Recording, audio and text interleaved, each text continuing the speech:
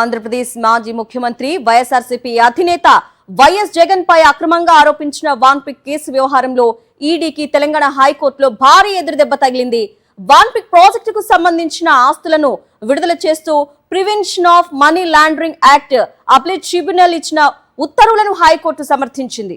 Tribunal ఉత్తర్వులను సవాల్ చేస్తూ ఈడీ దాఖలు చేసిన 9 పిటిషన్లు కొట్టేసింది ధర్మాసనం.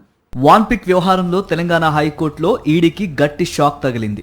ట్రిబ్యునల్ ఉత్తర్వులు, అందులోని నిర్ధారణలు, పత్రాలను సమగ్రంగా పరిశీలించిన ధర్మాసనం ఆ ఉత్తర్వుల్లో జోక్యం చేసుకునేలా ఎటువంటి కొత్త ఆధారాలు లేదా చట్టపరమైన కారణాలను ఈడీ చూపించలేదని కుండ బద్దలు కొట్టినట్లు చెప్పింది.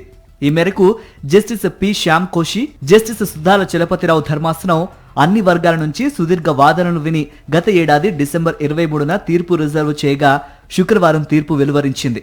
ట్రిబ్యునల్ ఇచ్చిన తీర్పులు సమంజసంగా ఉన్నాయని సమర్థించింది. వాటిని తప్పుబట్టేందుకు తగిన ఆధారాలు రికార్డుల్లో లేవని స్పష్టం చేసింది.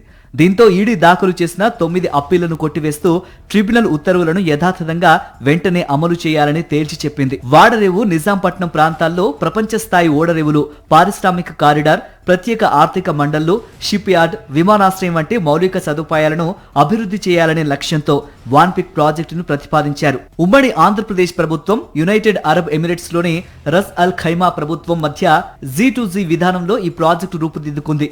ఈ ప్రాజెక్టులో ప్రయోజనాలు పొందిన నిమ్మగడ్డ ప్రసాద్ ప్రతిఫలంగా జగన్ కు చెందిన కంపెనీలో 863.33 కోట్ల రూపాయల పెట్టుబడులు పెట్టారన్న నాటి అధికార ప్రతిపక్ష కుట్రలో భాగంగా సిబిఐ, ఈడీ కేసులు నమోదు చేశాయి.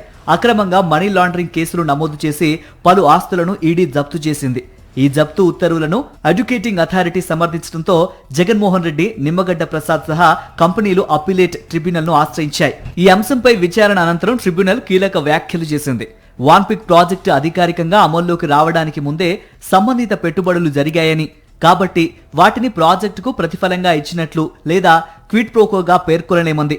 పెట్టుబడి పెట్టిన వారిలో కొందరిని మాత్రమే ప్రత్యేకంగా ఎంచుకొని వారి వ్యవహారాలను క్విడ్ ప్రోకోగా ఆరోపించడం వెనుక ఎంపిక చేసుకునే విధానం అవలంబించినట్లు సందేహం కలుగుతోందని ట్రిబ్యునల్ అనుమానం వ్యక్తం చేస్తూ జప్తు ఉత్తర్వులను రద్దు చేసింది.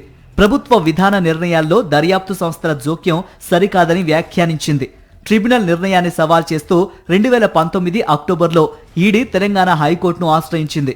వాన్పిక్ ప్రాజెక్టు పేరుతో ప్రభుత్వ విధానాలను దుర్వినియోగం చేసి భారీ ప్రయోజనాలు పొందారని, ప్రాజెక్టు కేటాయింపుల్లో అక్రమాలు జరిగాయని ఈడీ వాదించింది.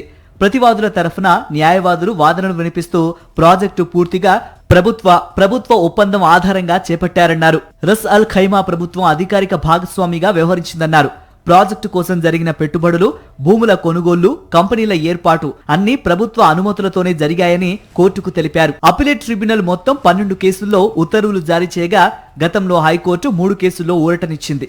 దీంతో వైఎస్ జగన్మోహన్ రెడ్డి, పారిశ్రామికవేత్త నిమ్మగడ్డ ప్రసాద్ తో పాటు సంబంధిత కంపెనీలకు ఇది కీలక న్యాయపరమైన విజయంగా పలువురు అభివర్ణిస్తున్నారు. మరిన్ని అప్డేట్స్ కోసం ఛానల్ ను సబ్స్క్రైబ్ చేయండి. నోటిఫికేషన్స్ కోసం బెల్ ఐకాన్ పై క్లిక్ చేయండి.